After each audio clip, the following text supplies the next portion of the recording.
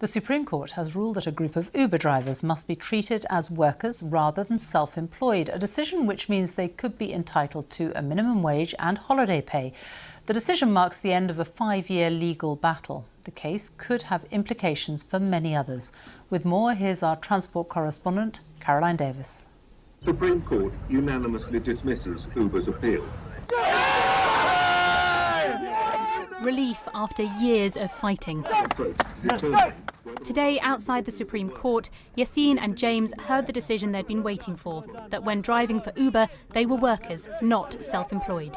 I'm delighted, to be honest. It's victory. And I think it sends a strong signal to companies like Uber, these big, massive companies, that, the workers can fight them. They spent millions of pounds to try and defeat workers. I mean, it's reprehensible that they've done this, but I'm just so delighted, thrilled and relieved. Worker status is not the same as an employee, but it means that they had the right to a minimum wage and holiday pay. The ride-hailing app which connects drivers with passengers, Uber has always claimed it's an intermediary, but that was rejected by the Supreme Court. Uber say this judgment only applies to the drivers that first brought the case in 2016, not to every Uber driver in the country, because Uber say they've made changes since then. Some drivers and lawyers would disagree. Today, the court set out the reasons why it thought these Uber drivers were workers, which included the fact that Uber set the pay and the contract without any say from the drivers. How today's verdict will affect today's drivers and other workers will be the subject of future court cases. Other companies in the gig economy may already be working out what this might mean for them. They're going to have to look at their business model. If they think that they can continue with this self-employed model, it's quite clear that the judiciary isn't afraid to intervene into this, to find that their self-employed individuals are actually workers. The court says that a driver is working from when they log into the app, not just when they have a passenger. Some drivers are worried that if Uber have to pay a minimum wage for those hours, they could cut down on drivers or change the way Uber operates. Samuel has driven for Uber for the last 5 years and is concerned. It doesn't impress me. The only reason why I'm attracted to drive on the app is the flexibility. Uber say that they respect the court's decision and will now consult with every active driver across the UK to understand the changes they want to see. Today's case sets a legal precedent that could have huge implications for Uber and for other firms that rely on flexible labour. The company that was once thought of as the big disruptor might now have been disrupted. Well done. Caroline Davis, BBC News. Hello everyone, thank you for watching us live with UKHD. Sorry? What did you just say? I said you're live. Can you hear me right now, yeah? No, we can't hear you at all. Sorry, Yassine. The sound is really poor.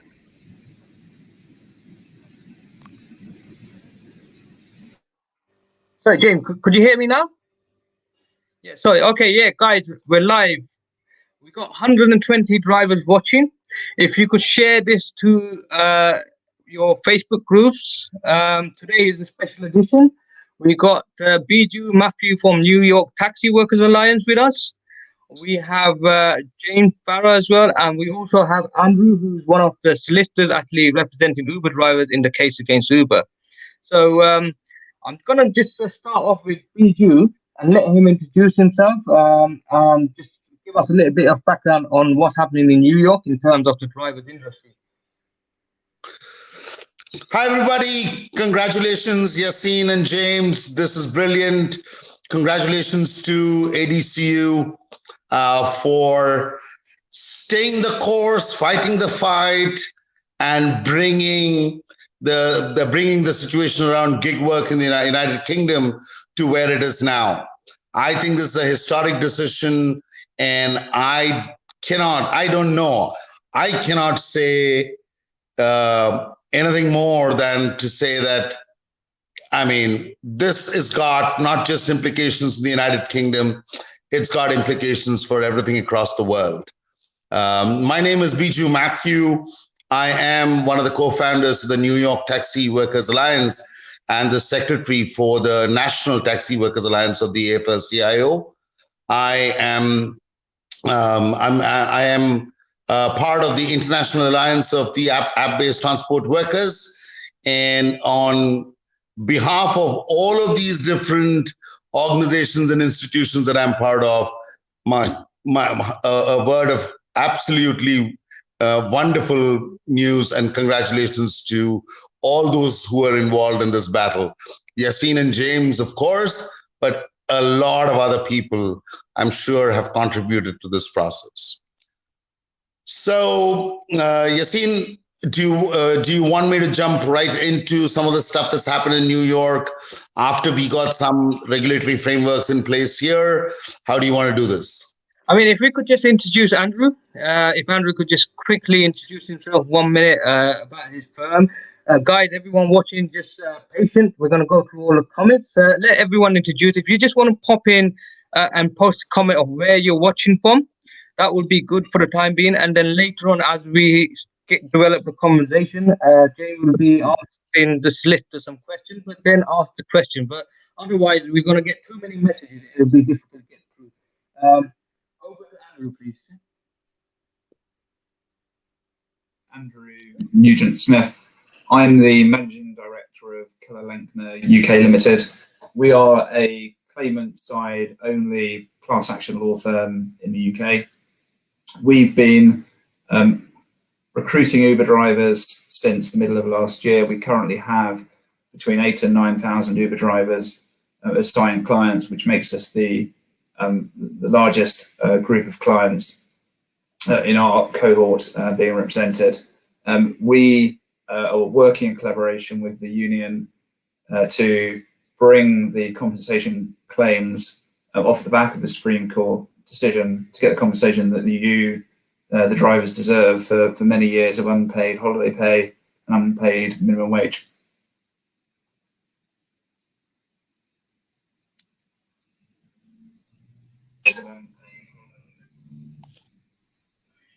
Over to James.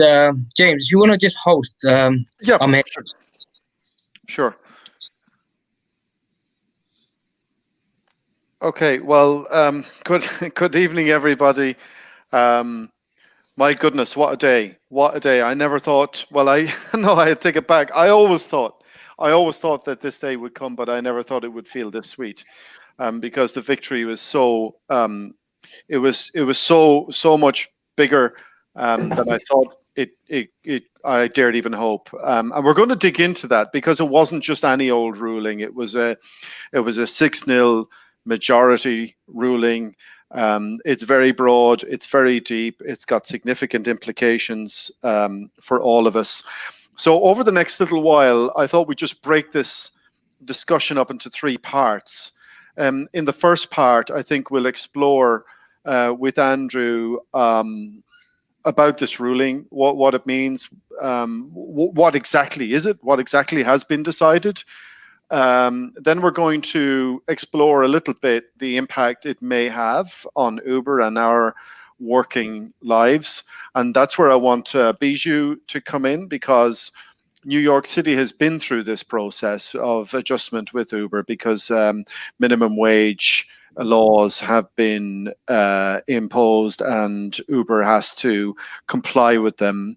And we'll explore a little bit about how that adjustment was made in New York, so that I think that can reassure people that it'll be fine. It'll be more than fine. It'll be good. And then finally, we'll talk a little bit more about, well, how do you get involved? How do you join a claim? And what are the terms and conditions, and what we can do and what we can't do. And then finally, I think, we need to speak a little bit about where we go from here, because this is certainly far from the end of the story.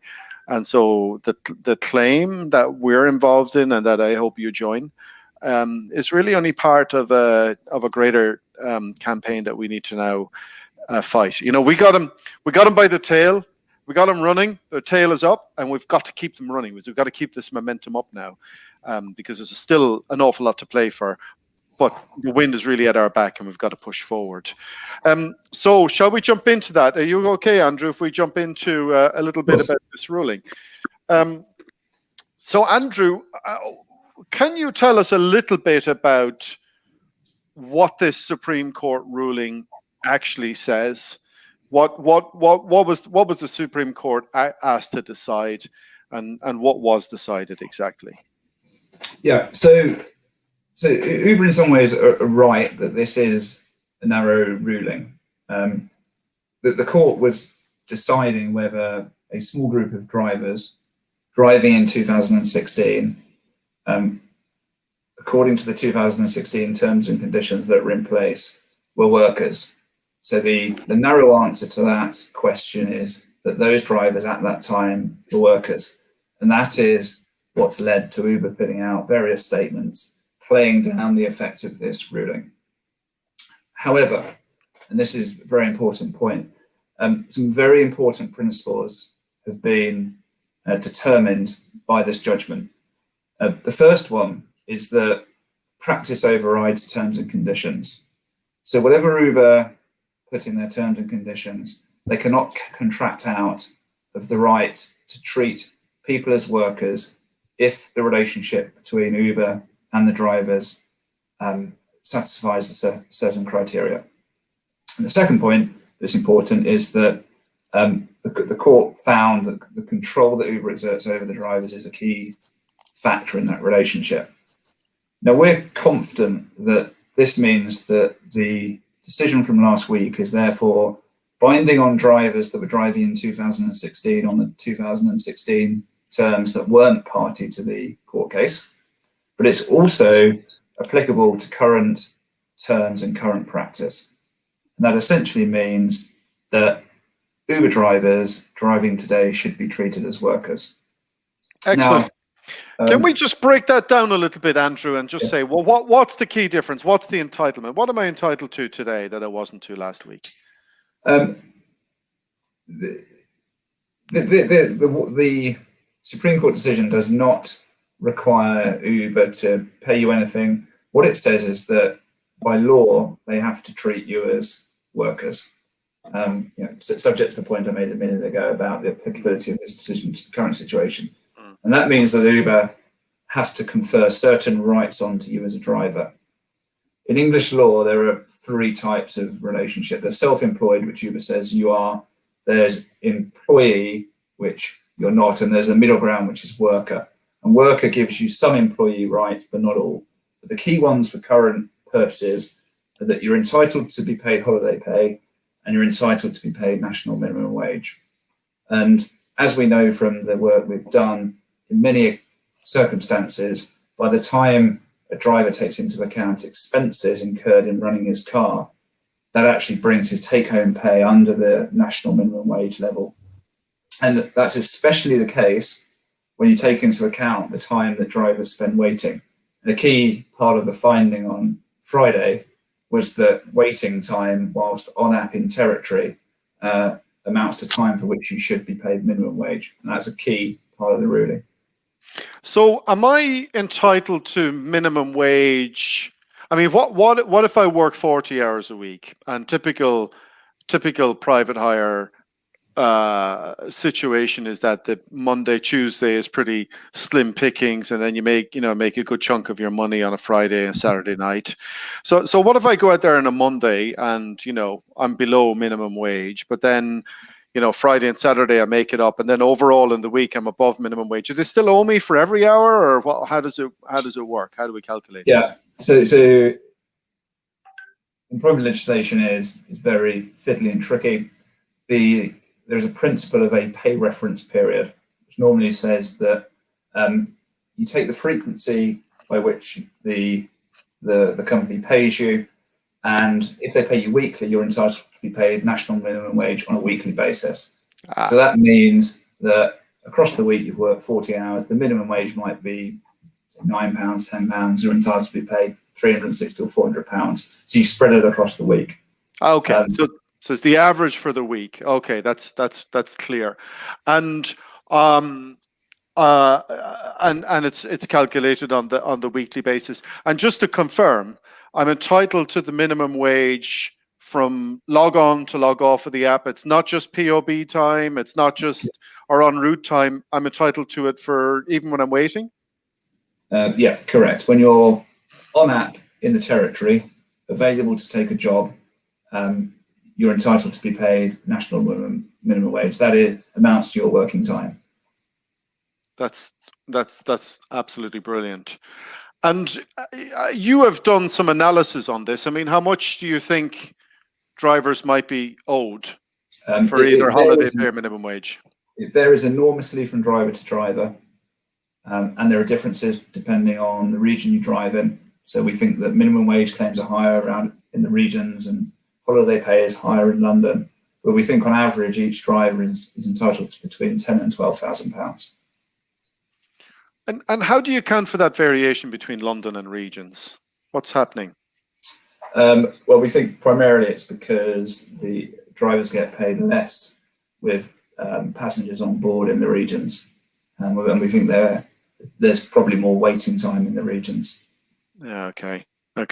All right. And then why more holiday pay in the city? Holiday pay, in very simple terms, works off the take-home pay, and we think that drivers generally earn more in London. So therefore, when you add the 12 or 13% that might equate to holiday pay, it gets added on to a higher number. And do you have a sense of how much drivers might be owed? Yeah, we think between 10 and 12,000 across both of those heads. That's amazing. Now, so we've covered that the Supreme Court ruling is not just for the 16, because Uber has sent out communications that are pretty emphatic and pretty much insisting to drivers that this is just myself, Yassine, and the rest of the other team, about 22 drivers. This is 2016. The app works in a completely different way today. Therefore, there's nothing to see here. No claims. Who's right about this? Our strong view is that whilst the court decision only applies to the 2016 position, Uber's practices have not changed sufficiently since then to mean that drivers are not workers. So taking the principles that come from the Supreme Court decision, which are very clear and, as you said, unanimous, we expect further courts and employment tribunals to find that drivers today are workers. And how do you think this applies to, or does it, to other private hire operators? Maybe whether they're other apps or other traditional operators? Every app operates in a slightly different way, and these cases are fact specific.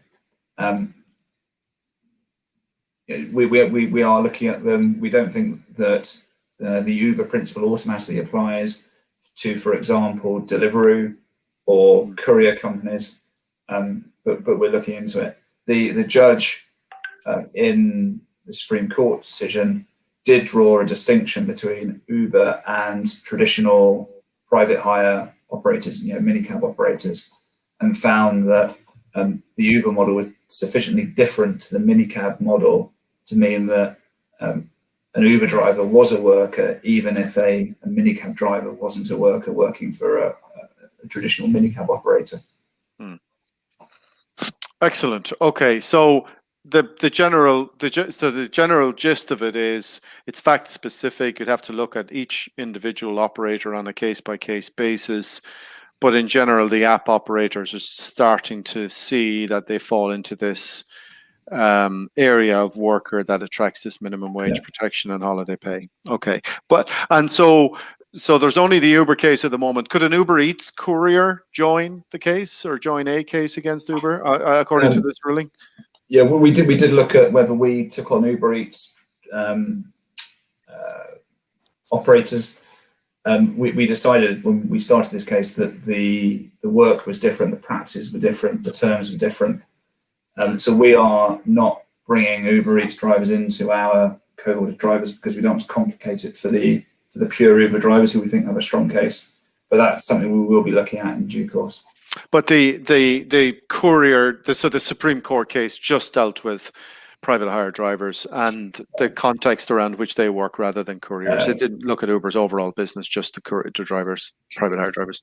Correct. And an important feature of the relationship is the need for the PHV license, which makes the relationship between the driver and Uber very personal because they have to provide the service because they're the ones with the PHV license. Yeah. I mean, I know that the Addison Lee have a case stayed, I think, at the Court of Appeal, pending the outcome of this case. But I think the Addison Lee case is even more compelling than ours, because in that case, Addison Lee has even more control over the worker, because they can only work for Addison Lee or in an Addison Lee vehicle. You're following the Addison Lee rules. So I think the Addison Lee situation is going to follow exactly the route that we have gone down.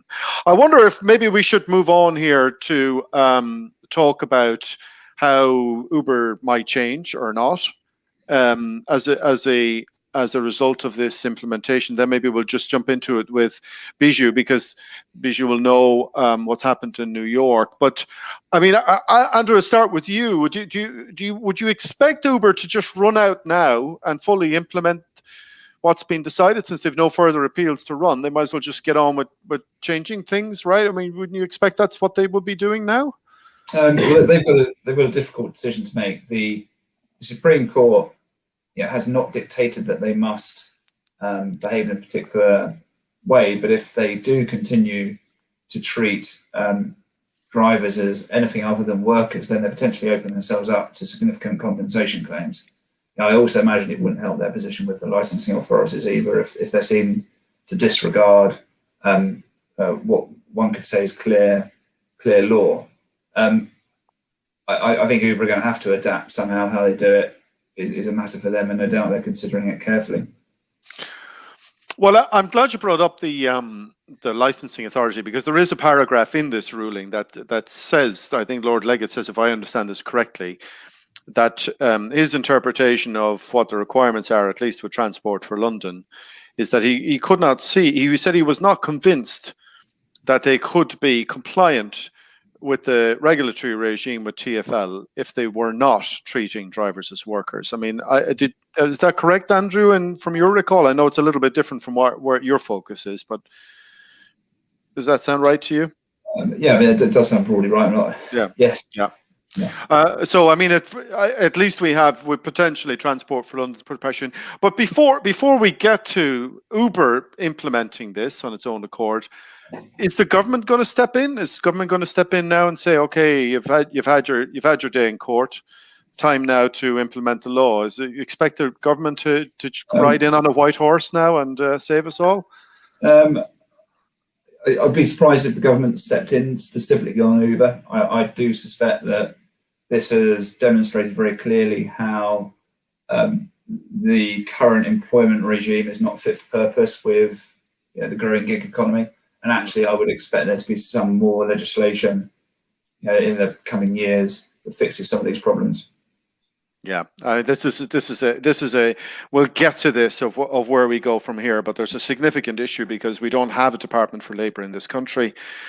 We have a Director of Labour Market Enforcement, which is a position that's empty at the moment, and the government hasn't been done very much on implementing or wanting to supervise minimum wage and other things in this country. So that's why we've had to take a case to the Supreme Court, because the government wasn't doing their job.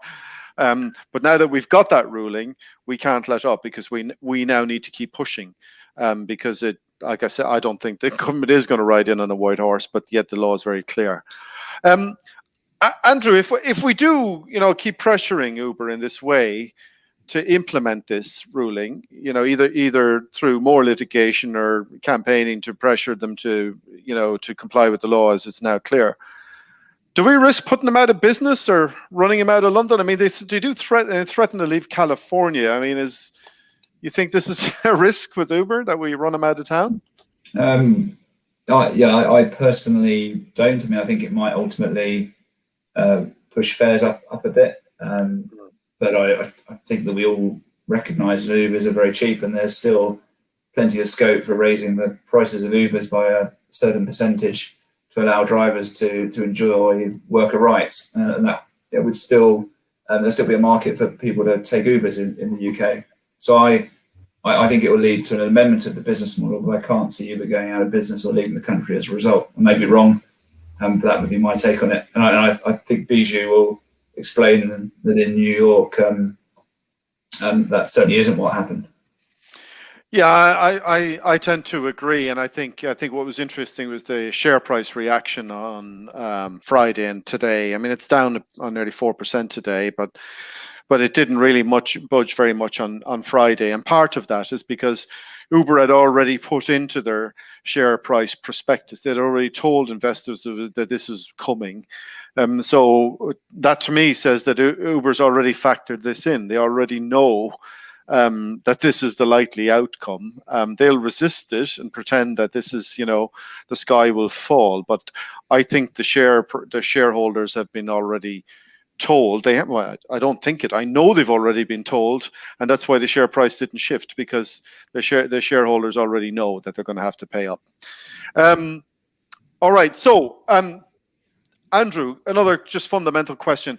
I don't want to be an employee of Uber. Am I now an employee of Uber? I'm my own boss. Am I now working for Uber, or what's going on here? Well, if you were working for Uber, nothing has changed about your relationship. That's the point. It's just what it's labelled as. Yeah.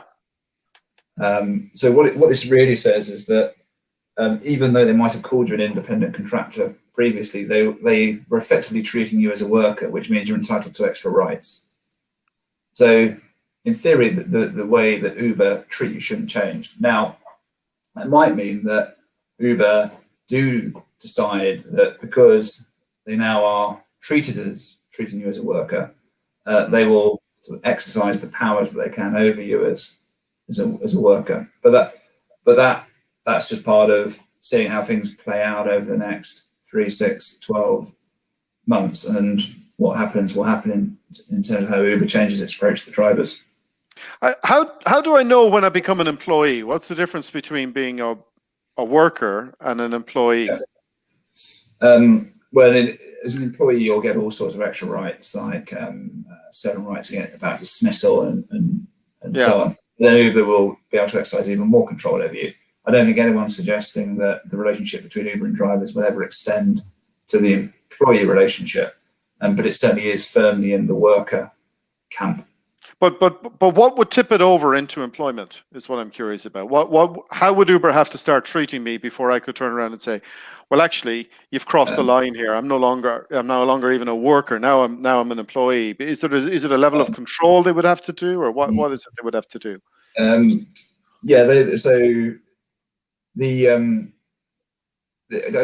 far as why it hasn't been tested in the way that the distinction between contractors and workers has been tested.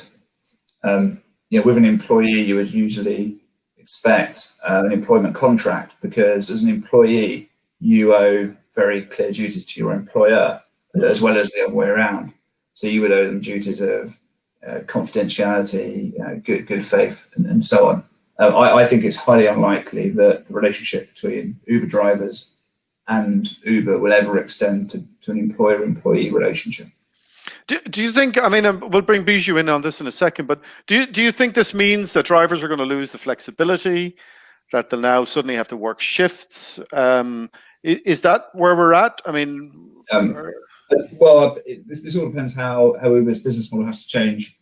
I'll be interested to hear the view from New York. There is a possibility that because Uber now need to pay minimum wage for time that drivers are spent on the app, Uber takes steps to reduce the wastage, if you like, of drivers sitting around being off app.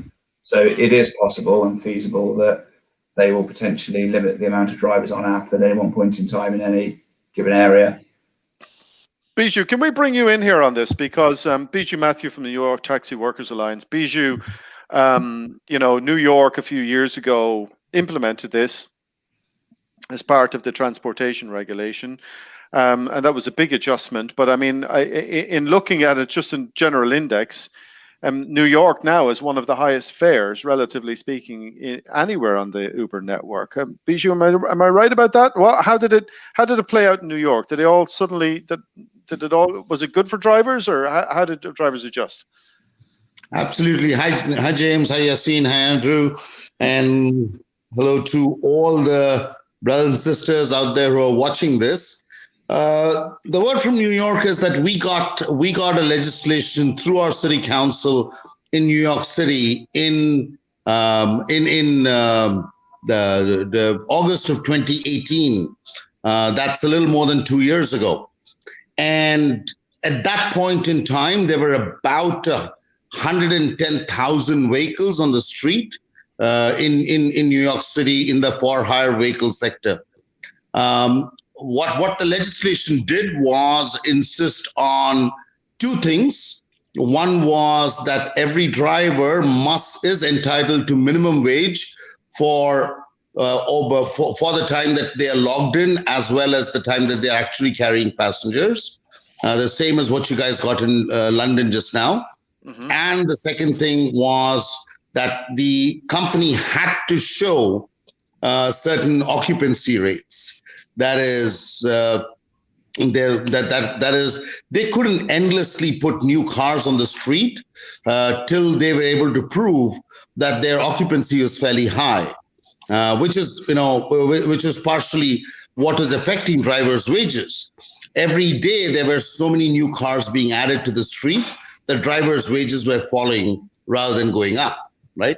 And so with these, and there were several other smaller parts to the legislation, but these were the two main parts of the legislation.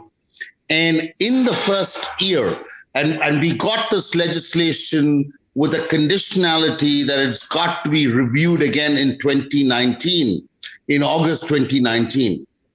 By April of 2019, the Taxi and Limousine Commission, which is our mayoral agency that regulates this industry, had collected enough data to show multiple things. One is that in the period between September of 2018 and March of 2019, in the 8-month period, drivers' wages had gone up considerably.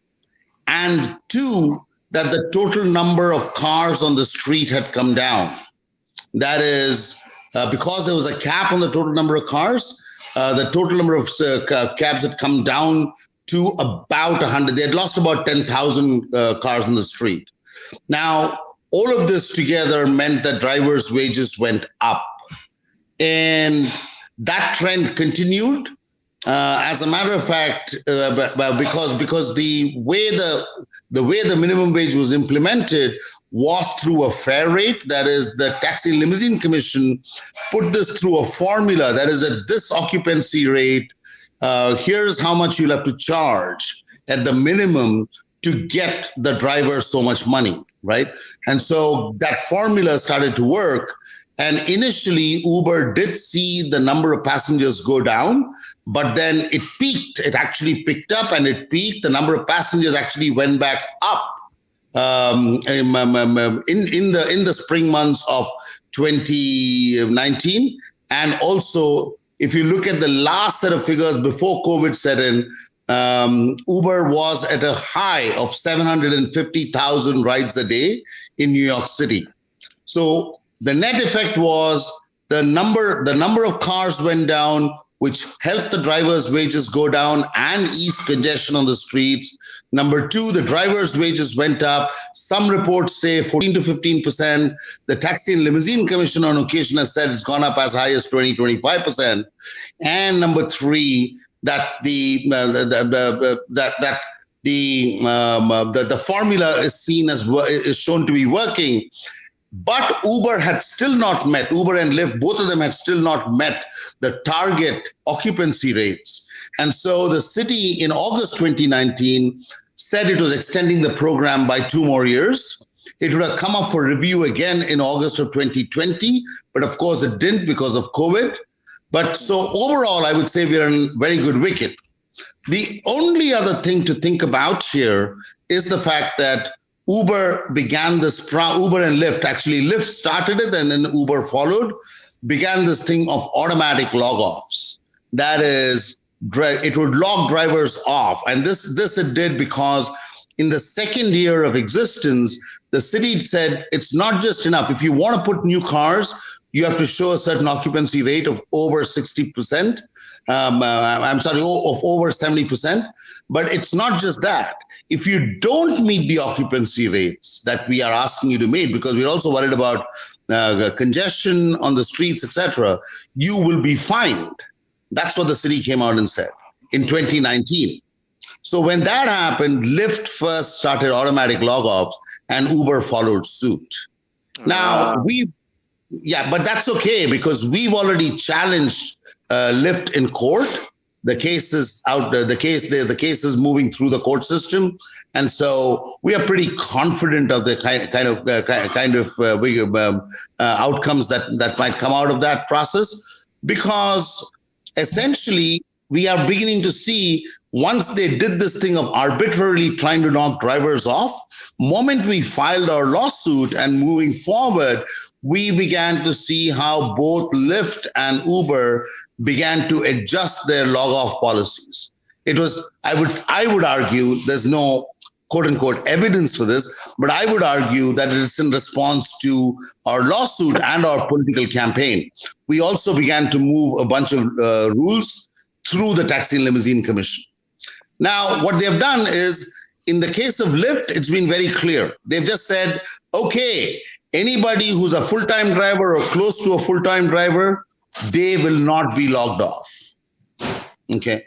Now, in the case of Uber, it's a lot of how much do you drive, plus the star ratings, etc. They connect all that up together.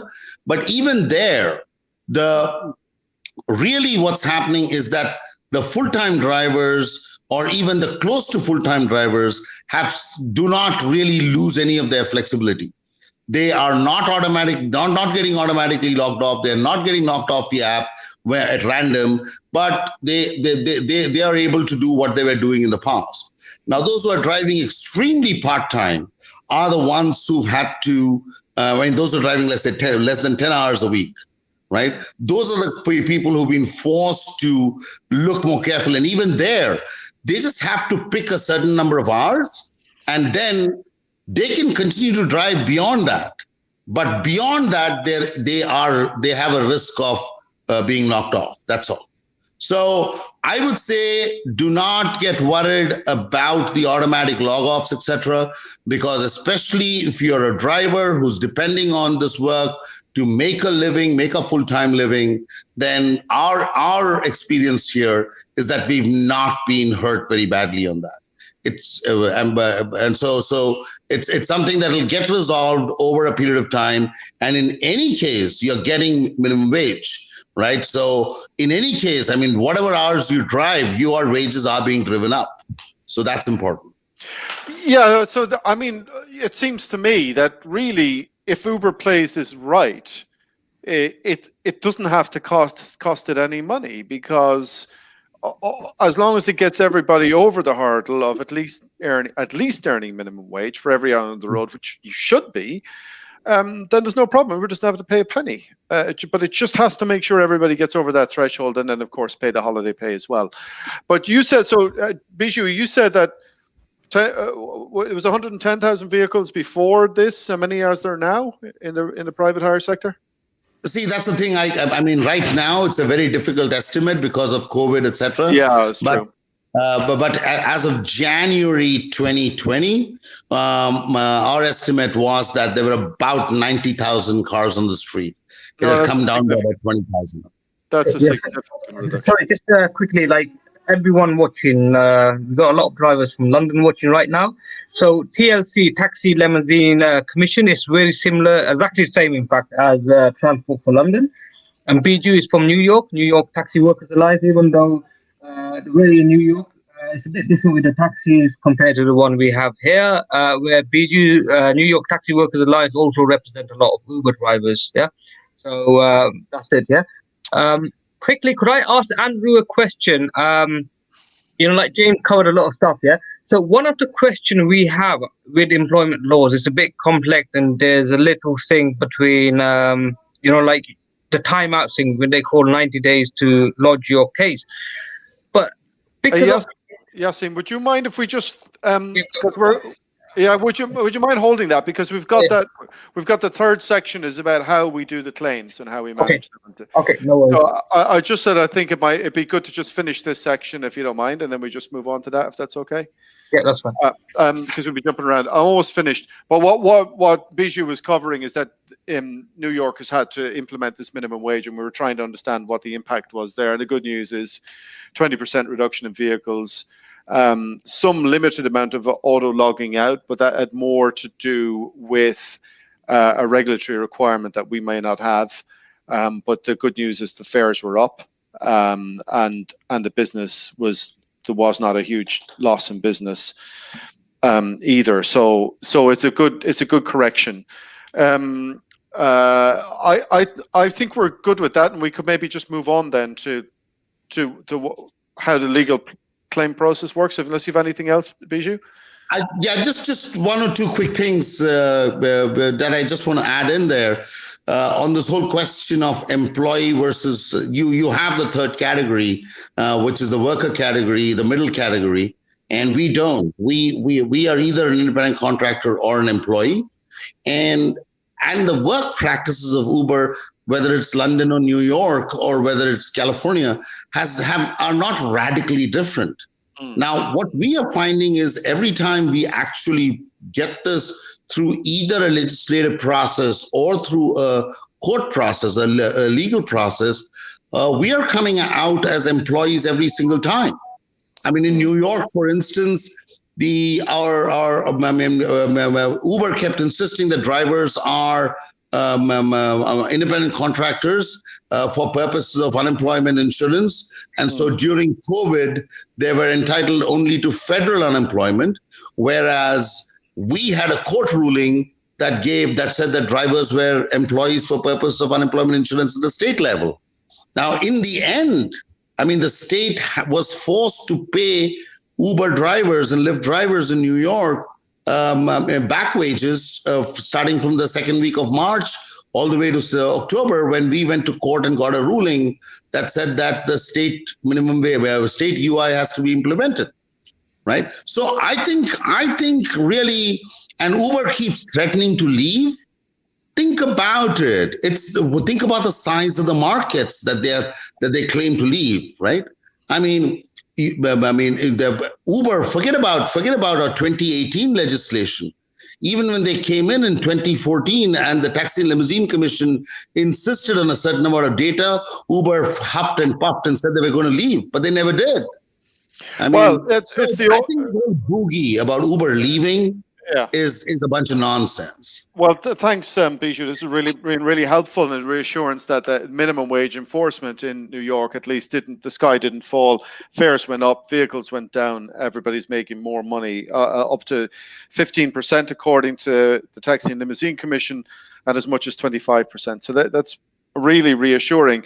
But also, Bijou is correct in saying that there was no third category in New York. There is one here.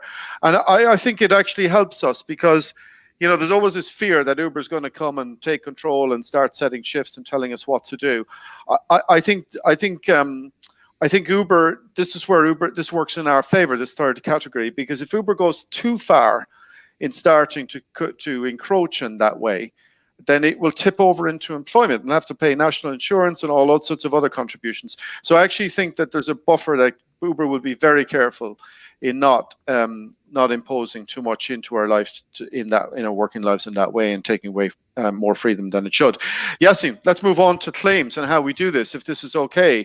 So there's a lot of questions about qualification and so on, but perhaps maybe we should just start by Andrew explaining where we're at now, because we're at the end of the road with our claim, and the law has been clarified by the Supreme Court. But you've opened up a whole new stream of litigation. Can you tell us a little bit about what you're doing and how we join it? Yeah. So we've had the decision. You guys have got to the end of the road in one sense. You brought the case all the way to the Supreme Court. In many ways, it's the start of the road for everybody else, because you've set a helpful legal precedent that they can rely upon to enforce worker rights. Now, we're primarily focused on historic compensation claims, and that means recovering for drivers back pay for holiday pay and to bring them up to the national minimum wage. So two categories of rights that we're trying to enforce for historic work. We have, as I said, between 8,000 and 9,000 drivers that are our clients. And our aim really is to get you as much money as we can for that historic back pay as quickly as we possibly can. Now, we've issued claims in the Employment Tribunal, we've issued claims in the High Court. We think that now we need time to assess the impact of the Supreme Court decision, and we need to explain to Uber what we say the impact is. So we intend to do that over the coming 6 or 8 weeks. And we'll then invite Uber to set out its position. Does it agree with us that our clients should be treated as workers? If Uber does, then we can move towards trying to put some sort of framework as to how we calculate the amount that's due to each driver. If Uber still sort of refuses to accept its legal responsibilities, as we see them, then we will be progressing the litigation that we've started and paused pending the outcome of the Supreme Court decision. So that's our litigation strategy. Okay, so you think how much drivers might be owed for minimum wage and holiday pay? How does it break down? Yeah, so as I said before, we think it's somewhere between £10,000 and £12,000 per driver. It varies from area to area, and it obviously depends heavily on the amount of time you've worked for Uber, the number of hours that you've worked, and so on. But we think about 10 to 12,000. We think that probably 2/3 of that on average will be for holiday pay, and 1/3 might be for national minimum wage. Because of the way the courts in the system works, we have to bring some claims in the Employment Tribunal, and we bring other claims in the High Court. So we bring the minimum wage claims in the High Court. The High Court has a longer claim period, so there's good reason to do that. Okay, so it's about 10 to 12,000, and then it varies, but it's about between half and 2/3, one way or another. How do I get involved? How do I make a claim? So the main point to note is that there is no obligation on Uber to just write anybody a check for historic service. So you can only get the compensation that you're entitled to through joining an action like ours. So we're encouraging drivers to sign up to our action. We believe that we're the strongest action to join, because at the moment we have the most claimants, and we want to build a sizable book of claimants, Uber drivers, that we can take to Uber and use that scale to drive the best settlement possible for them. Okay, so how do I join? But Yasin, do you want to jump in? You had some questions about qualification periods and all of that kind of stuff. Yeah, sure. I mean, I understand this because I've been involved in this case since 2016, yeah? And I'm so grateful for you to come on board, come on to this live session, because I know how important this case is. And me and Jay fought for the last 6 years for this case. And my message to all the drivers is, look, it's very important that you join this case and with the right people, yeah? But, you know, like, there's a lot of question, there's a lot of confusion, a lot of it's to do with Uber sending out the wrong message, yeah? And it's also about the qualification, like who qualifies for this case, yeah? And one of the problems we have with this pandemic is, like, some drivers, they've been told to shield, like, meaning they couldn't work for 3 months or 6 months or whatever because of their health reasons. We have, so like, from my understanding, you have 90 days to claim once you get dismissed or kicked off the platform or something. How does that work, like, in terms of the COVID situation? Case when we're filing that? Very basic terms. To bring a claim for holiday pay in the Employment Tribunal, you have 90 days from the date that you stop working for Uber. That rule was written pre-gig economy, so doesn't suit gig economy. So as you say, what happens if you just have a temporary break in working for Uber? What we say is that any client who's driven for Uber after the 1st of July 2015 should sign up with us anyway, in order that we can assess whether you've got a claim. And if you haven't, then we'll tell you. But if you have, then we'll be able to pursue that claim for you. Okay, there's a lot of questions now about how it might affect your SEISS payment or universal credit or anything else if you took a back payment. Would that all then suddenly become taxable, or would it mean that everything you've done in the past has to be reworked, or how would that be? How would that affect you? Yeah, we can't provide tax advice. We're lawyers, not tax advisors. But you're right. I mean, you can expect that some of the money that you receive may be subject to tax. A lot of our clients have specialist accountants that are used to providing accounting services to gig economy workers that can work that out for you at relatively low cost. Okay, all right, very good. Okay, so so basically, see, you're an accountant, but basically, as a matter of principle, I guess it's income, isn't it? It's income like any other income. It's just you haven't been paid it, so therefore it's taxable like any other income. And have we dealt with this issue, Yassine, about gaps? You know, if you had a 90-day gap, a lot of guys go way overseas, go to Pakistan for 3 or 4 months, and then come back. Are they all out if they've had a gap in their service, or as long as they're on the app, it's okay? Or how do we think about that? Yeah, I was just explaining to you, seeing that. Yeah.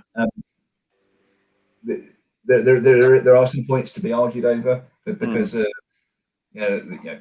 question as to exactly when you stop working, if you just have a temporary break in working for Uber. What we say to people is, if you've driven for Uber after the 1st of July 2015, then you should sign up, and we'll tell you whether or not you've got a good claim. Even if you don't have the holiday pay claim because you have stopped working more than 90 days ago, you may well still have a minimum wage claim, because minimum wage claims are brought in the High Court. It doesn't have the same limitation period as a holiday pay claim. So even if you stopped working a year ago permanently, it may be that you have a minimum wage claim for the period that you were working. Okay. All right. So I think that there's a lot of questions around this, and people haven't worked and they have underlying conditions and they don't want to work until they have a vaccine. But I think the answer is just apply, see how it works out. I think if it can be done, your firm would do it. Okay. So what if I was deactivated unfairly? You know, in the say 4 months ago, am I out of luck? Even, you know, I didn't leave on my own accord, but I was fired. Well, we look at them on a case-by-case basis. I mean, clearly, if you were unfairly dismissed 4 months ago, then you have a strong argument that you shouldn't have been dismissed, and therefore you should still be working, and therefore you should be entitled to your holiday pay claim. I mean, each case will absolutely depend on its merits. Okay, but you wouldn't turn anybody away for that. You would look at it. The main thing is, if you've driven since the 1st of July 2015, then even if you don't have one type of claim, you may well have the minimum wage claim, and therefore it's worth getting in contact with us. Why for July 1st, 2015? Why does it not go back to? What if I'd worked from Uber since day one in 2012? So the magic behind that is that there is a 6-year limitation period for bringing a claim. So you can. And because we're now in February 2021, we need to give ourselves 3 or 4 months to get all the claims together, so that we can then set that time from 6 years ago. Sorry, I just want to clarify something. I know James asked you the question about 4 months. So let's say we've got a driver that started in 2016, and he got deactivated, let's say in 2017, a year later, like 3 years from today, yeah, or 4 years. Could they still apply, and you look into it, or is it only like people that are we talking about 4 months, 5 months from today, or like how far back are you willing to go for? Because we got a lot of drivers that got deactivated and they sat on the fence and they never did anything. But now that we got drivers that from different. So it's just to make it clear for people that are watching afterwards and some watching now. Like when is that cut-off period? Like that you're willing to put that? Yeah. I didn't hear all of that, Steve. I think I heard most of the question. If you worked for a year between 2016 and 2017 and were then deactivated, you probably won't have a holiday pay claim because you're outside the 3 months, subject to any argument around unfair dismissal. But you may have a national minimum wage claim for that period between 2016 and 2017. What we don't do is look into unfair dismissal claims unless they impact the two key claims that we're pursuing, which is for your holiday pay and for your minimum wage. So a lot of people want to talk about the commission, and we'll get to that just after this question. But will Uber victimize me if I take a claim? Are they going to start choking off the work they're giving to me, or throttling it back, or what's going to happen if I make a claim? It is unlawful for Uber to treat you any differently because you've brought a claim against them. Full stop. And if you're a trade union member as well, right? And yes, and I know James is separately looking into this to work out how to make sure that doesn't happen. Excellent. Okay, right. So the big question is, what's it going to cost me, Andrew? So we act on a no-win, no-fee basis.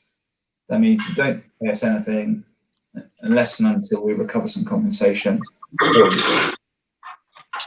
Can you mute? Sorry to interrupt. Can you mute Bijou, Yassine? I think we got some interference there.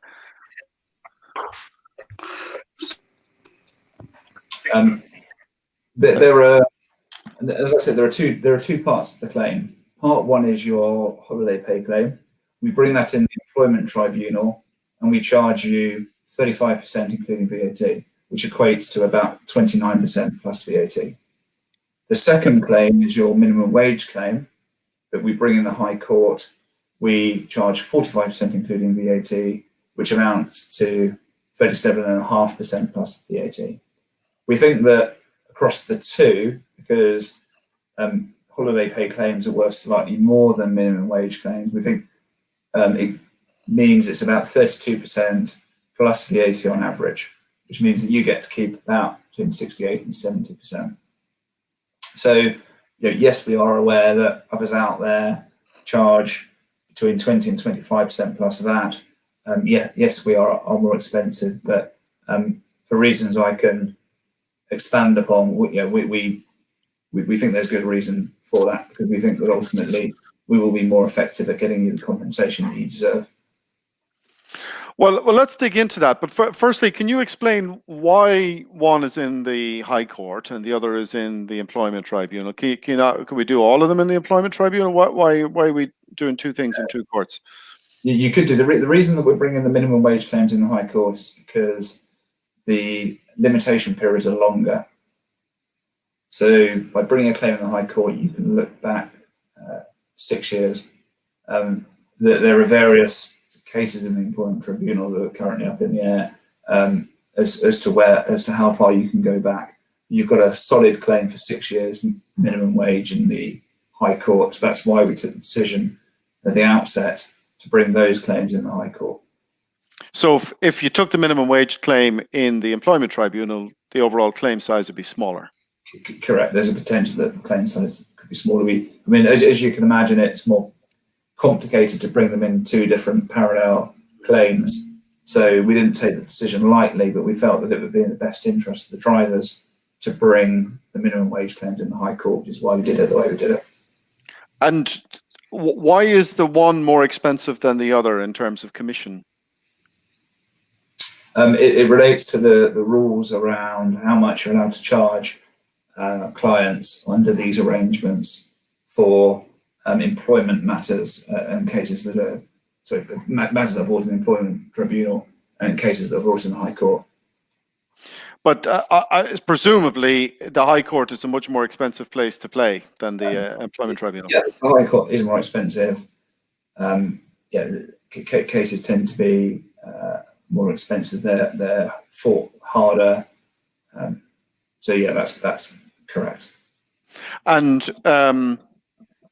but also the stakes are higher. Presumably, I think Uber can fool around a little bit in the Employment Tribunal in a way that they can't in the High Court, right? Yeah, that's right.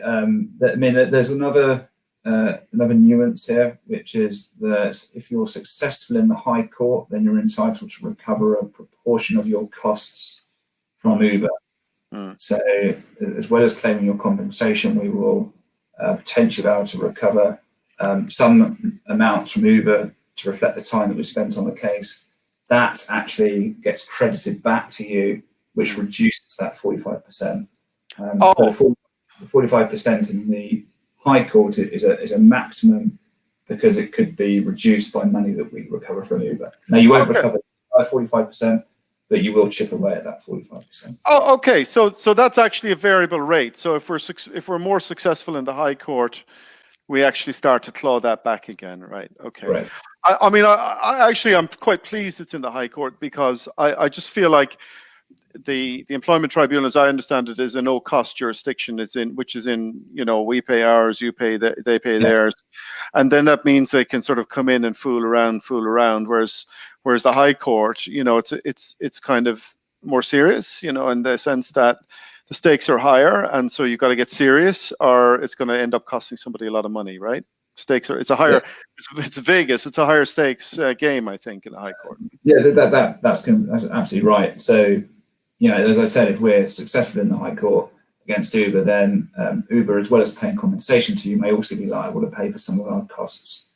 So there's more incentive on Uber not to play the long game in the High Court, and really, if they're causing costs to be incurred, they're potentially paying for those costs.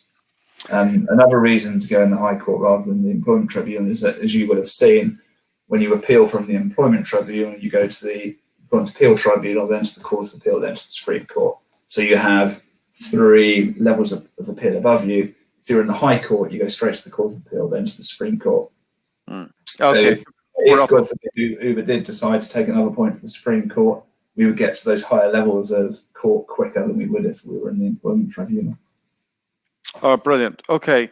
So how is your firm different from these other firms? I mean, Yassi and I have been looking around, and the really good news for drivers is that there's a lot of really cheap bucket shops out there. I'm not sure you want to go to them, but I think, Yassi, you saw somebody 15% today, right?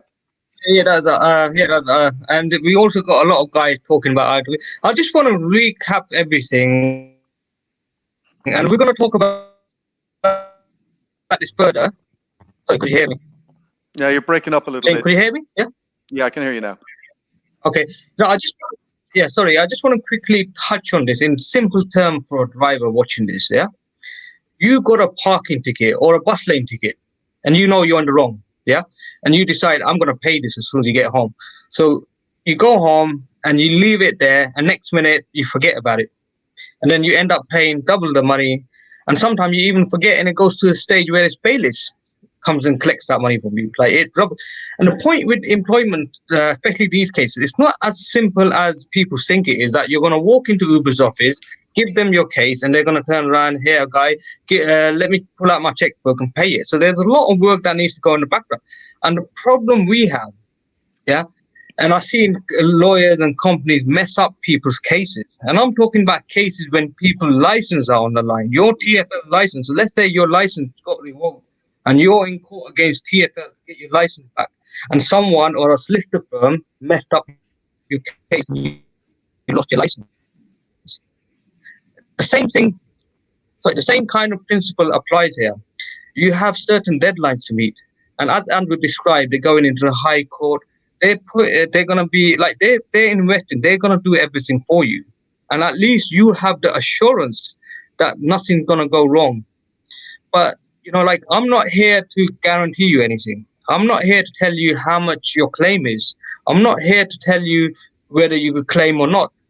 Andrew is the man for that. Yeah. And I know a lot of people here keep posting about the 45% commission. But I'll let Andrew sort of talk more about the barristers and the people and the legal team they're using. And that is the most important question you need to understand. Uber has already written to everyone to tell them that the ruling applies to the 22 drivers. And therefore, that they're saying to you, we're ready to resist. And the question to all you guys watching today, and a lot of you know me from before, and James, you could have joined this case a long time ago with us. And you could sit on the fence and moan about fishing, but now is the time to, get the right law firm And like I said, Andrew will talk more about the people in the legal team, but don't just go for the cheap end. Go for quality, and this is the time. Yeah, but James, have you got a question? Because I want Andrew to touch base on the legal. Yeah. Well, what we're going to jump into here is we're going to just take it apart a little bit, because I think it is important to answer the question. And of course, at the end of the day, the drivers have a choice. I mean, you can go wherever you want with this, but I think what the purpose of this evening's session is to just explain, the ruling, what's happened, what happens next, what the impact would it be, but how you make a decision about how and where to get involved here. So I mean, I think Andrew's done a good job at explaining that, that this claim is split across two different court systems. One is, I mean, just in my layman's terms, a high court is a rather more frightening place to be, even though a more expensive place to be.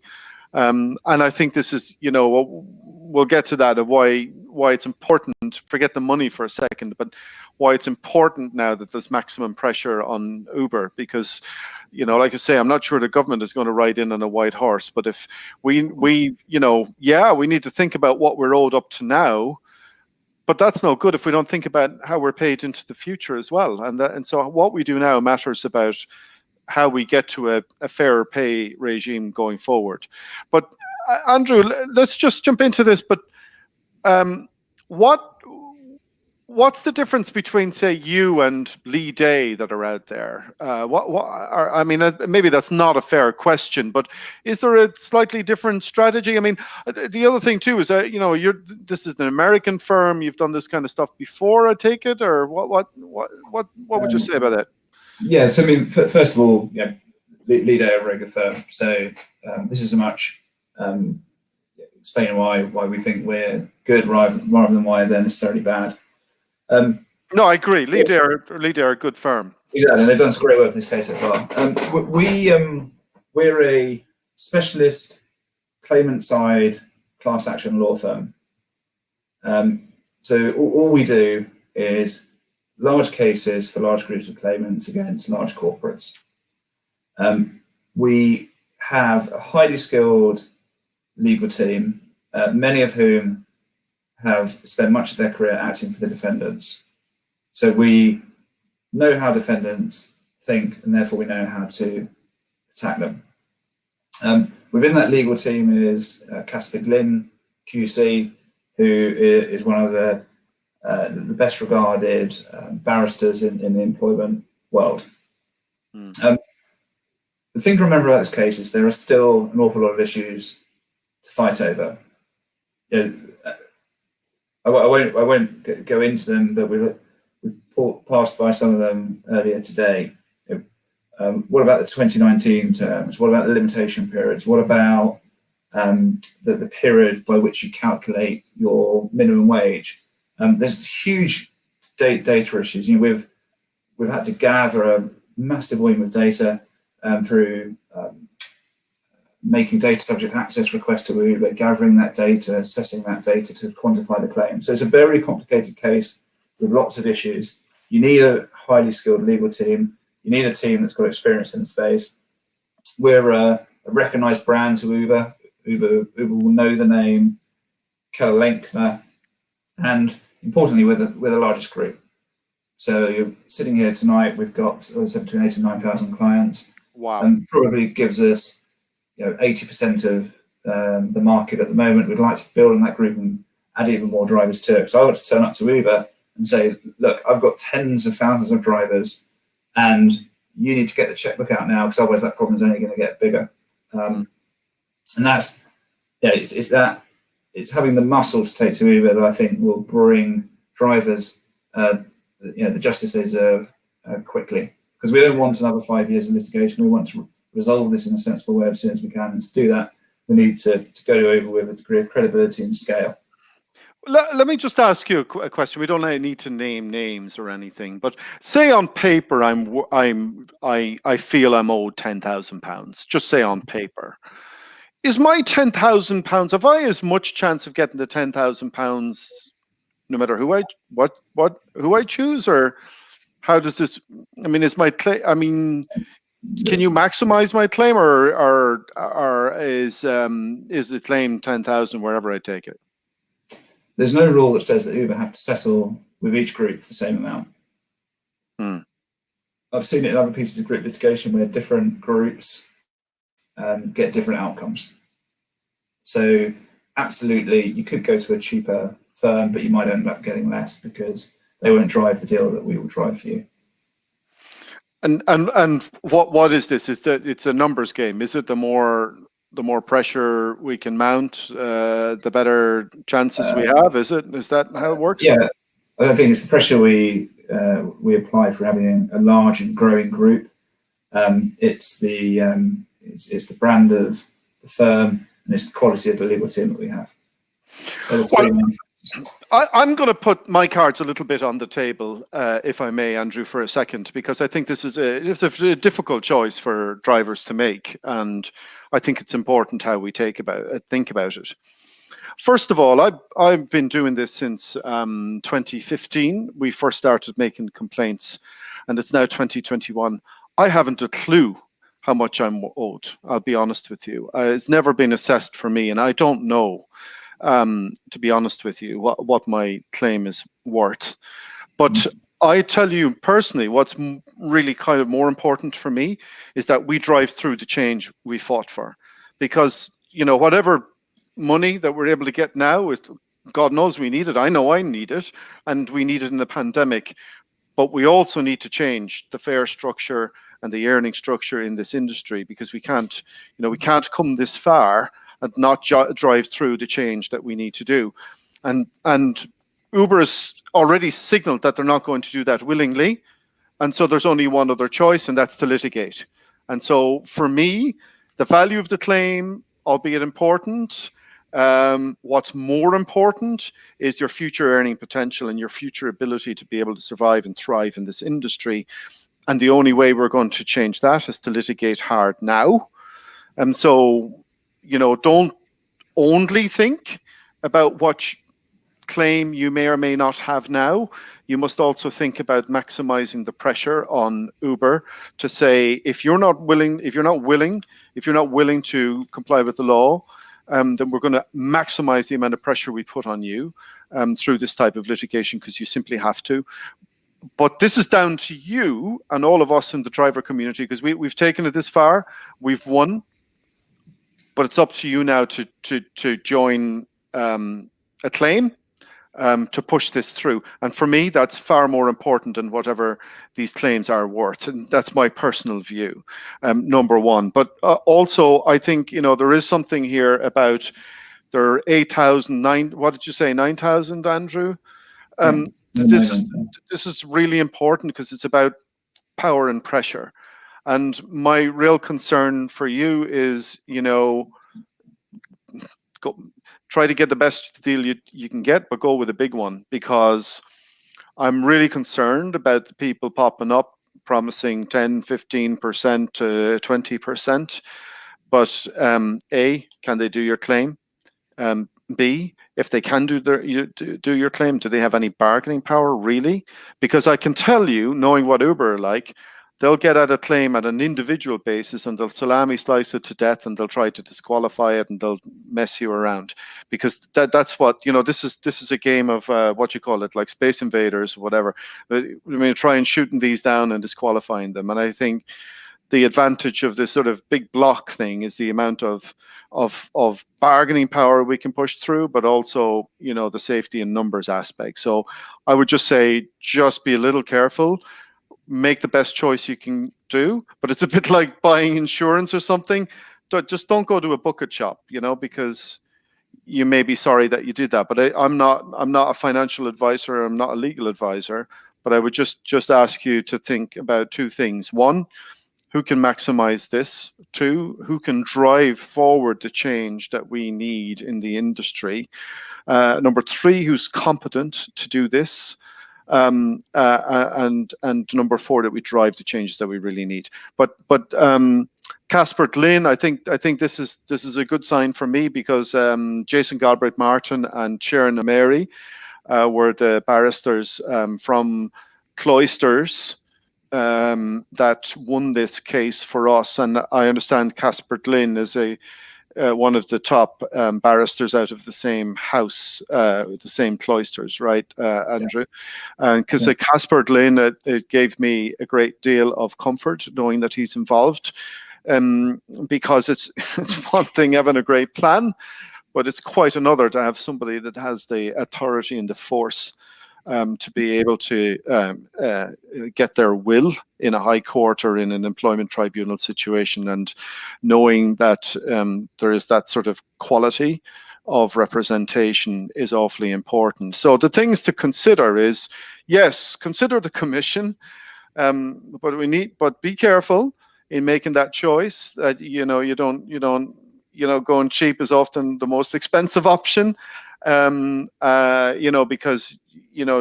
can the firm maximize your claim individually? Can they carry it through? Do they have the competency? Do they have the bargaining power of huge numbers? And do they have the competence in the level of representation that you might have? I wish it wasn't. Actually, to be honest with you, Andrew, in some respects, I wish we didn't have to talk to you at all. I wish that Uber would just hang it up and just come back and pay everybody out. But it's quite clear they're not going to do that. And the purpose of the misinformation that you've gotten here about, it's only contained to 20 people, blah, blah, blah, blah, blah. The reason why they're doing that is because they don't want you talking to somebody like Andrew Nugent Smith. That's what they don't want. They want you to think there's nothing to see here. This happened in 2016. You owed nothing, we're going to have a consultation about the app, and, I don't know.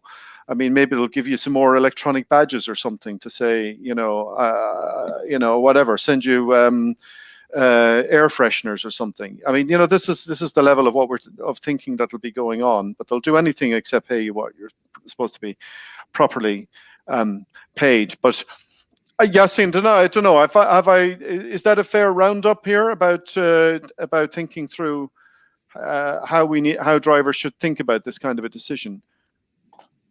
I mean, you're right. And to be perfectly fair, people might want to say, well, what's the union's position on this?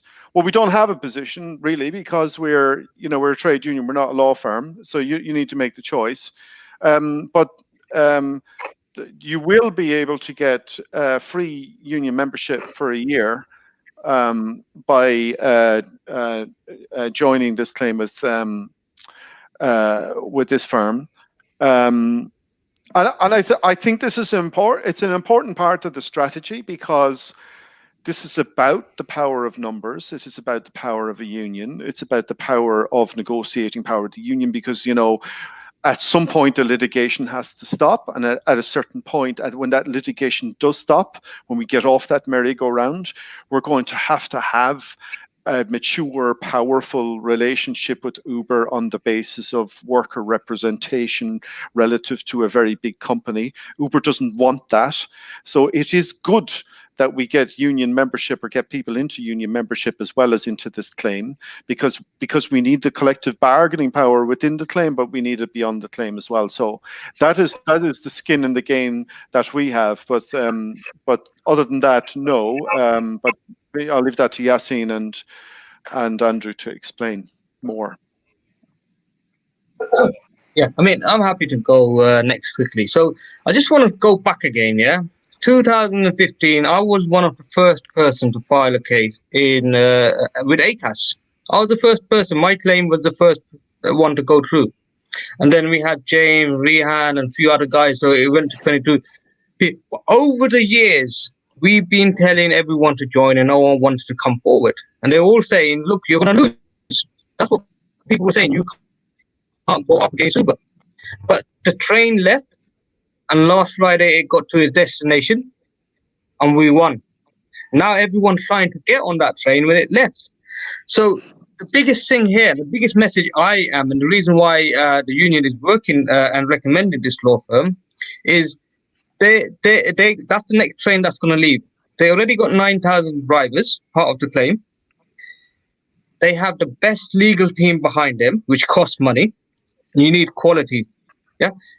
You need quality if you want to. So that train is about to leave very soon. So you could sit around waiting for the next train to come.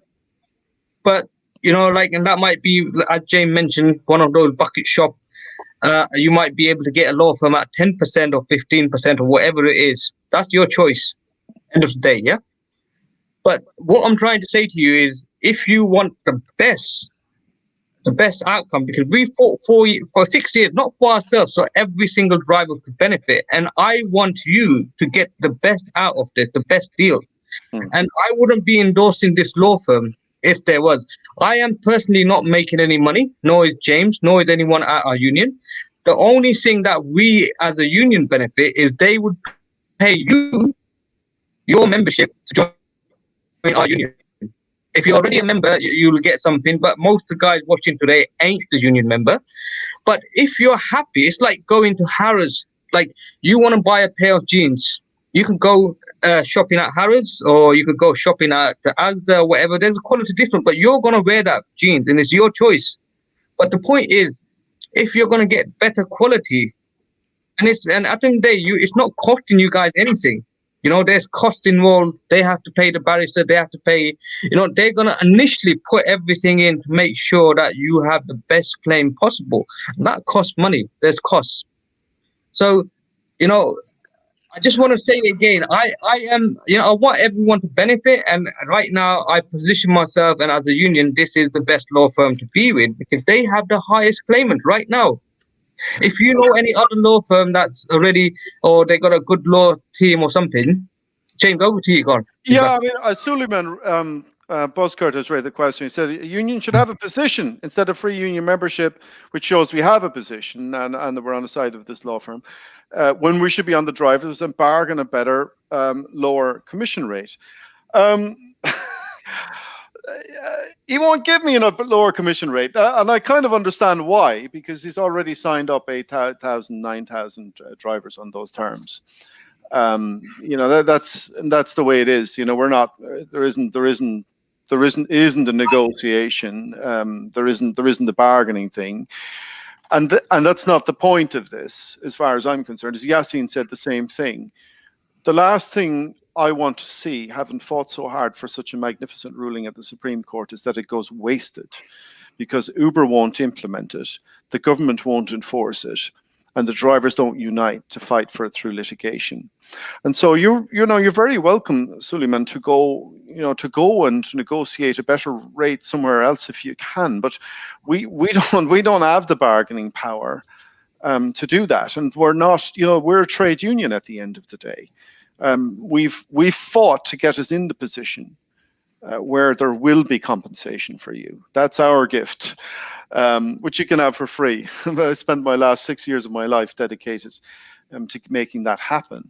But going forward, we have to hand this over now to the commercial litigation firms, and in so doing, we all have choices to make about what happens now and what happens next. And personally, I'm focused on what happens next, because I want Uber to do what it did in New York. I want it to protect your income and your earnings going forward. Whatever money that we can get, that's great, but will soon be forgotten. What really matters is to driving through the change that we need in the future. And I'm afraid at the moment, the only way to achieve that is through litigation. And in achieving that through litigation, I want the fiercest lawyers on that, because that's the only thing apparently Uber seems to know and understand. Yassine. Yeah, that's right. So I just want to echo, I am not a solicitor, nor is James, and nor is our union. We're a union, we're not a law firm. Andrew is a solicitor, and he has a law firm. Yeah. Now, every day, even today, I got about 100 messages asking me, do I qualify, like everything. But the point is, I can't explain these to you. You decide what law firm you want to use. If you find a better one that you think good, go and ask them the question. But if you're going to join up through the link which is above at this video, they'll do everything. They tell you what you're entitled to, and they'll fight to do everything. But we don't have the time and the resources to be putting in claim for you. There's a lot of work behind this. So, like I said, you're totally free, independent. But like we got a platform there. There's a door open for you, and the train's going to leave very soon. And it's up to you if you want to join it. Yeah, Alberto, I mean, it's a bit. So people are beginning to think. They're talking about us negotiating better rates and so on. But I mean, I have to agree with Yassine. As a union, I don't think any trade union is going to be in a position where they're going to be able to set up a shop and do the amount of work that is required on each of these claims, because individually they're relatively low value, but there's a monstrous amount of work that has to be done to get to do them. And I don't think, I mean, even one of the reasons why there was only 22 claimants in this original case is because it's very expensive to stack up thousands of people into a claim like that. That's something that goes to a specialist law firm. But like I say, the only thing we're obliged to do is if we were going to do it ourselves, and we can't do that kind of work ourselves, and I don't think any trade union would do. You can choose a Keller Lenkner, but of course you can also choose any other firm that's out there as well. But it's our job to put this on tonight as a bit of an information session, so that you're better informed of whatever choice you want to make. But at the end of the day, you can choose any firm you like, for sure. Andrew, anything to add? Yeah, the only thing I would add is I see a lot of people latching on to the 45%. As I said, it's impossible to say what the exact figure will be between the two cases, but we expect it to be more like 30 to 32% plus that. Which is probably 36%. So I think I wouldn't want people to latch too much onto the 45%. Yeah, that's a kind of. I mean, Ishak says I've been a member of the union for the last 3 years and I've done my best to support all the causes. But to be fair, I'm not happy with 45%. But Ishak, the truth is that we have fought this battle for 5-6 years.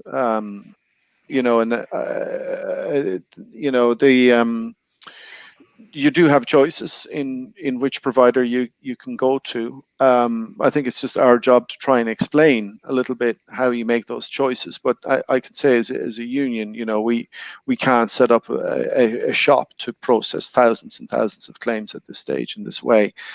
But it is important, though. It is important to choose well, and in some respects, the most important thing is that you do join some form of litigation, because the worst thing of all is if you don't choose to get involved, because then you lose out, but also we lose out putting pressure on Uber. Yassine, anything else to add? No, I just want to say, like, everyone knows me and James are the main claimant in this case, yeah, and we work so hard, and we're going to continue working with this law firm, Keller Lenkner. And it's your choice. Like I said, you're not, you're entitled to join any, solicitor firm that you want. Yeah. And a lot of people mention IWGB, but they struggle to do day-to-day casework. And how are they going to manage to do your case? And that's, you're welcome. I'm not going to stop you guys. If you could do it yourself, do it yourself. I am not going to stop you. And like I said, me and James fought this for 6 years, and we're not even asking you guys to come and give us a drink. We did it, and I don't know what I'm going to get paid. James don't know, and I don't really care whether I get a payout on this case or not. I've done it because it's the right thing to do.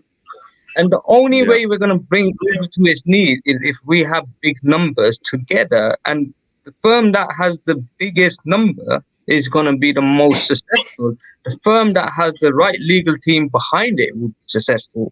So if you're going to do it yourself, the question is, how good are you? And if you're going to use one of those shed union type of in-house lawyers from, that don't have the skills, if you want to, you're welcome to, but you get what you pay for. So the point here is, look, we worked hard, we've done everything. It's time for us to move on and just, have a firm that we know is the best firm. Yeah. And just all our members are welcome to join. And if you're not a member, just by joining, you get union membership. So we now need to look as a union. We're not just here to fight Uber. We have so many things to do, like fight against TfL, Birmingham City Council, Glasgow City Council, and there's so many other operators out there that are worse than Uber. And that's our mission, and that's what we want to focus on. And to do that, we need members. And what you got to remember, and this is very important, regardless, like no one knows what's going to happen tomorrow, but the most important thing is like something will happen, good or bad, through the government, whether it's going to be TfL or one of the licensing council, or maybe an operator or something. But we're going to need the numbers and the powers behind that to make sure that we have the collective bargaining power and the influence to pressure. Forget this claim for a second. And this is why it's important to join a union. So there's two benefits. One, you're going to get your union membership back, or money to join the union, because a lot of people right now are struggling to pay £5 a month to join our union. Yeah. So you get that money. And then on top, you get a case where, you're with the best law firm. Yeah. That's going to do everything for you from A to B and no headache, So, but if you don't want to, and you got your own law firm, or you could do it yourself, perfect. But join our union so we could carry on fighting and doing what we're doing. But I'm going to say this one more time again, yeah. This is the best law firm there. Casper is the best QC out there, and that's my personal recommendation. He worked with the barristers that helped us. They took on over. Yeah, Cloisters were. So, I mean, if you have, and like I said, I don't know, and I'm not going to sit here and knock any other law firm. They're all good. But you got two great claims here. One is for 35%, and that includes VAT. A lot of firms advertise like 25% plus VAT or 15% or whatever. But end of the day, we're not here. There's no personal benefit for us guys. But we're here focused of taking this union forward. And one of the things is having the members and the people behind you, yeah. And we won some big wins out there. Like we took on Uber. We done a lot of things with local council. We won a lot of cases for members. So that is our focus. And what we don't want to be distracted is having members calling us every day and telling us to sit down with them and working out what their claim is, and then dealing with the tribunal every day. We want to be, we just want to focus. What we want is a good law firm, so we could just tell members to join, and that law firm will do everything for you. End off. It's not our problem no more, and we carry on doing what we're doing. So Mark Greenock from he's from the Edinburgh Private Hire Drivers Association. So saying, well, 15%. Why don't we hang back? There's no rush for drivers to get involved in this right now. I think that's bad advice, if I might say, from the Edinburgh Private Hire Drivers Association, because the important thing now is that Uber is looking to divide and conquer and slow everything down and cause confusion and division. And actually, no matter where you join up, I think it's very important you do sign up to a claim now somewhere, rather than leaving it and watching and waiting and see if something happens later. You need to send an unmistakable signal to Uber that they have to obey the law, they have to obey this judgment. They can't recast all this and change it into something else. We have to move forward. Okay, I think we should wrap up. Yassine, we good? You're on mute. Sorry, it would be good to get Andrew again. Sorry, could you hear me, James? Yeah, I can hear you now. Yeah. It'd be good. I mean, if Andrew wants to add anything before we finish, it'd be good to get Andrew again sometime next week if he's happy, and just quickly do another session again. Now, today's been a bit too long, but I want to do it. But I think let people watch this. A lot of people will be watching this afterwards. Just watch the whole video from start to the end. And there's a lot of your question. I see a lot of people posted questions afterwards, so they already, answered. So watch the whole video again from start to finish, and hopefully, like, if Andrew's happy, I mean, next week we could arrange a time afterwards, Andrew. Sorry, we're doing another session. Yeah, like next week sometime, not this week. Like I'm talking about a week, like in about 7-8 days or something. When you're flexible, that is. We could just come back again another hour and just talk again the way we had a discussion. But is there anything else you would add, Andrew, before we? No, I think you've summarised. I mean, hopefully I've given you all a flavour, the sort of firm we are, the way we propose to approach the case. I see from some of the comments that a lot of you recognise the quality that we have in our firm to bring the case. I'll be delighted, to represent as many of you as possible. For those that are less convinced, if you've got some questions, then we can have another session and pick up a load of questions then. Okay, thank you, Andrew. I just want to quickly use this opportunity to, just before we finish, we got a event outside Bolt office on Wednesday at 2 p.m. So, the driver that got murdered, we're doing a little bit there. So all the drivers watching, so we've got over 200 people, 226 watching. So, it's not just about money. It's about standing in solidarity. So we had one of our brothers murdered in the trade. I see how, a lot of drivers have been really active last few days, calling me and even the comments. So we want to see that same kind of motivation on Wednesday outside Bolt office. Get every single driver there, bring a candle. Yeah, just for half an hour. We're there from 2 o'clock till 2:30. There will be social distancing, wear your mask, everything. But show your solidarity. This is not about money. This is about someone who got murdered. And that could have been me or you or any other driver out there. Like, all he was doing his job. So that's it from me. But James, is there anything else you want to add? Oh, is my mic muted? Am I on? I have to say, I still can't get over the fact that we've won this. I still can't get over the fact that we've won it so well, because it maximizes everything. Because remember, the decision is that you're a worker. There was two choices that the Supreme Court had to make. Are you a worker? Yes. Next question is, when are you a worker? Well, Uber's fallback position was, if you're a worker, it could only be while you're POB. No. They rejected that. And that'd be only about half your working time. The Supreme Court said, no, your working time from log on to log off. So that's already, that victory alone maximizes your value of your claim by another 50%. Just that. So I couldn't be happier, because we have the opportunity to claim back pay and holiday pay for the maximum amount of time. And I'm just glad to be able to be here and say that that's the case. I'm glad that, I'm glad I'm not in a position where we have to come here online and say, lads, we won.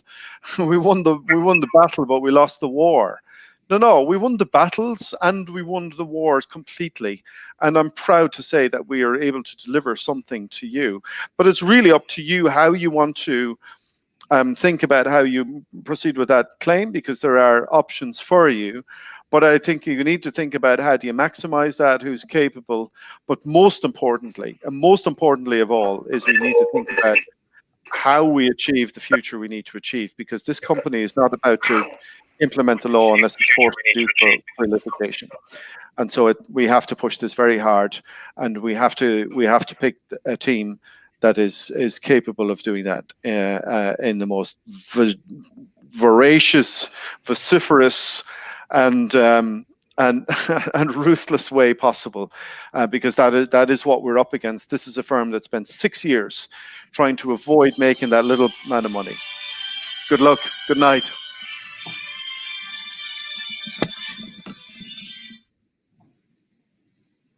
Okay, guys, I'm just going to end it there. Hopefully, just any questions or you're welcome to message us. And like I said, don't forget, on Wednesday, we have an important event.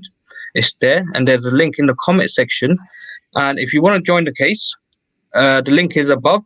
Click on that link, and that will take you to the website to join up. All right, thank you, everyone.